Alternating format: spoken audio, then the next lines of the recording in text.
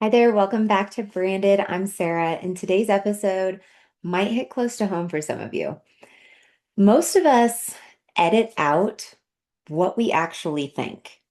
So, what ends up in public in the content we post and how we talk about our businesses on a podcast or on a stage or a networking call, and how we answer when someone asks, "How are things going?"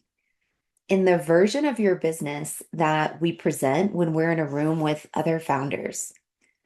And most of us are so used to making these edits that we've stopped even noticing that we're doing it. So today I want to talk about what's getting edited out because I think what's being left on, let's call it the cutting room floor, is exactly the stuff worth paying attention to. So let's say you're talking about growth, but you're never talking about the sustainability of your business. You keep your focus on building and moving and gaining traction. Your content communicates forward motion. Your networking conversations communicate a business heading somewhere great. And when someone asks how things are going at an event or in a DM or on a call, you always give the version that sounds like momentum.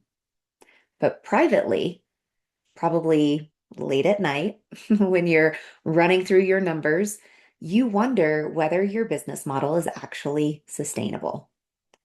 Not whether your business is failing or whether you've made a wrong choice, just whether the way it's currently built can keep going, whether the revenue that's coming in can support the life you're trying to build, whether the growth you're describing in every public context is creating a foundation you can stand on or creating a pace you'll eventually have to slow down from.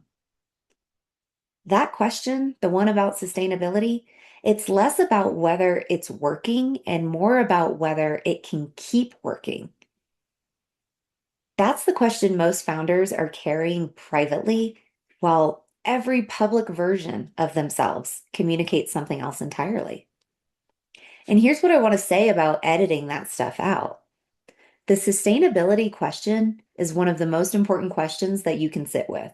Because when you edit out of every public conversation, staying in the momentum narrative while the sustainability question goes unexamined, you leave it unaddressed until it becomes more urgent than it needs to.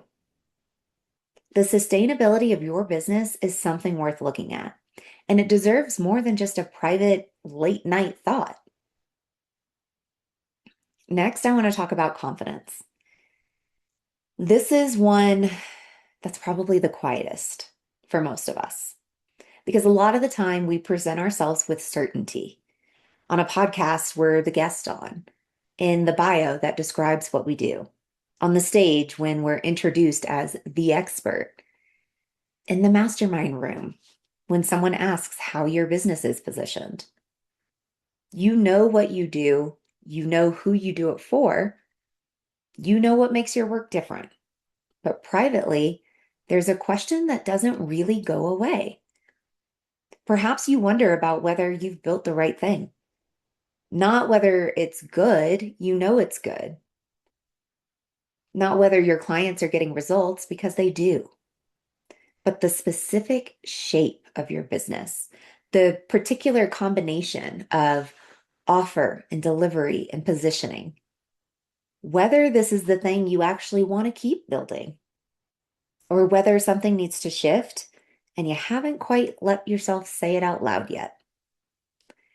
This kind of editing is delicate because it can sound and feel a lot like doubt.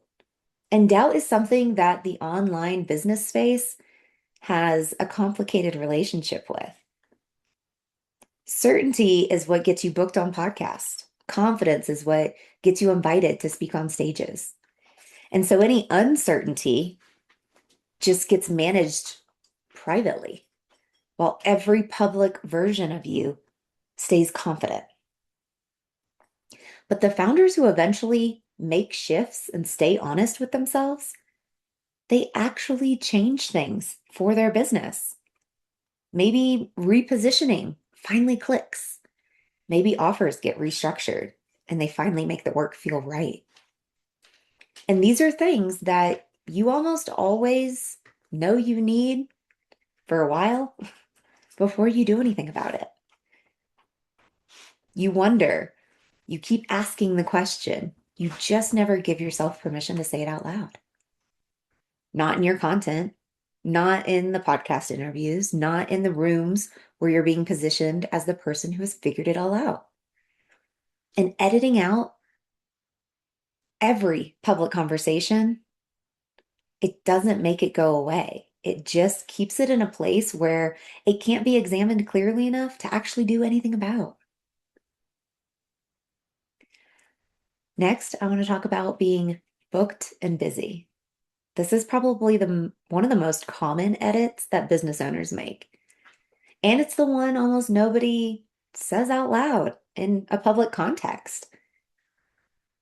You're talking about being in demand in your content, in your conversations at events, in how you describe your business when someone asks about it. People are choosing you. Your business is growing in the direction you've been working toward.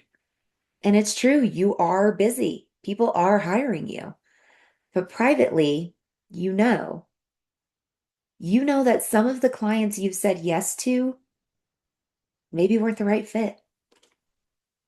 The fit was just not quite there. So the client engagement ends up costing more than it should. The work gets delivered and it's good, but something about the relationship leaves you feeling flat. So it doesn't really feel like a win. But you said yes anyways, because maybe the revenue felt necessary, maybe because you don't have like criteria specific enough to hold a line when the almost right client is standing in front of you. Maybe because saying no to a paying client feels like the opposite of what a growing and in-demand business does. So you say yes. And in every public context, your business sounds booked and in demand. But privately, being booked and busy isn't quite what the public version makes it sound like. This particular edit that we do has real consequences, not just energetically, strategically, because the clients you say yes to shape the business you build. They shape your offers, your processes, your reputation, your referrals, the things you talk about publicly, the case studies you share, the direction the work moves in.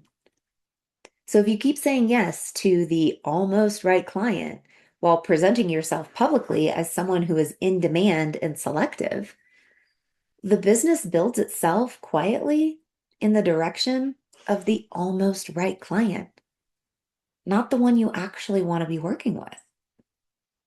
So, why do we do this? Editing out the real versions of us in our businesses. And I don't think it's as simple as performing success. First off, public context rewards the polished version. Podcast hosts want a confident guest. Stages want a certain expert. Mastermind rooms have their own social dynamics that make honesty feel kind of risky. And social media algorithms, they reward momentum and penalize doubt. So most founders, they respond rationally to these kinds of demands. And editing stuff out is a reasonable response to an unreasonable environment. Secondly, fear, a specific and understandable fear that being honest publicly makes you look less successful. That asking something like, is my business model sustainable? Is this the right client? That these questions are seen as weakness. That admitting that you're wondering about it undermines the authority that every public appearance has been building. So the polished version, it goes out in every direction. And the real version stays in. Third, language, and more specifically, the lack of it. Most people don't know how to approach the sustainability question, especially in a room full of other business owners. Wondering whether you've built the right thing feels more like doubt than strategy. Knowing you've been saying yes to the wrong fit clients feels more like failure than discernment. And without language to express this, your experience stays clouded. And a cloudy uncertainty, those things, they don't make it to your Instagram feed. They stay private and edited out. And this editing, it costs something. When you ignore a question you've been carrying privately in every interview, every event, every piece of content, every room you walk into, the question doesn't get answered. It keeps getting deferred, and deferred questions compound. If you've been concerned about sustainability for the last, let's say, 3 years, keep deferring, and by year 5, it might become a crisis. If you've been wondering whether you've built the right thing, keep deferring, and by year 4, it might turn into exhaustion. If you've been saying yes to almost right clients and not addressing it in any kind of honest conversation, your business will be full of wrong fit clients that require dismantling in order to fix. Editing out the truth has a timeline, and the longer it runs, the more it's costing you.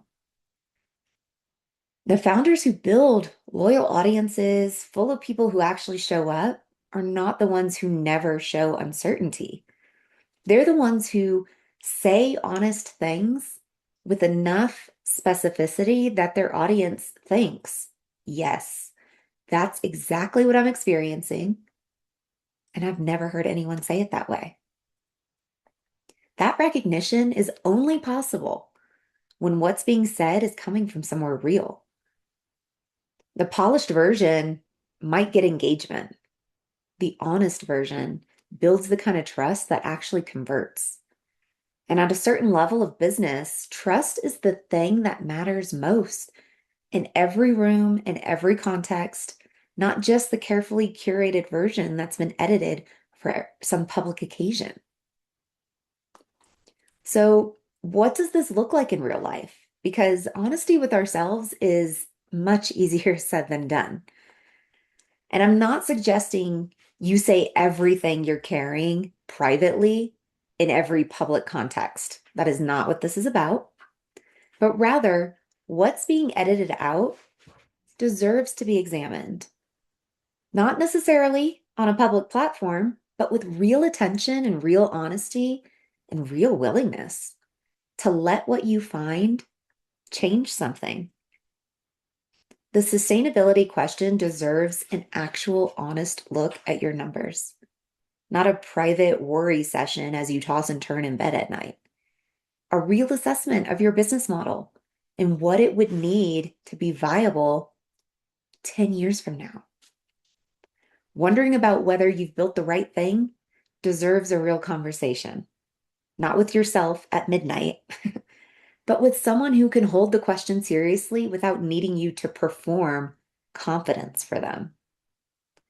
And knowing which clients you'll say yes to and which ones you'll pass on deserves a real decision, an actual definition of what the right fit looks like, and a commitment to holding that line, even when the almost right client might be standing right in front of you. The edits you make between what you say privately and what you present publicly is not a character flaw. It's a very rational response to an environment that rewards certainty and makes doubt feel costly. But these edits have a price, and you're quietly paying for it. In the compounding weight of things not examined, and questions not answered, and decisions not made. What gets edited out of every public version of you is worth paying attention to. Not because it all needs to go public, but because it needs to go somewhere honest. Share this with a founder who's been saying one thing publicly and carrying something very different privately. She knows who she is, and this might help her see it differently. I hope you enjoyed this week's episode. I'll see you next week for a brand new one. Bye, you guys.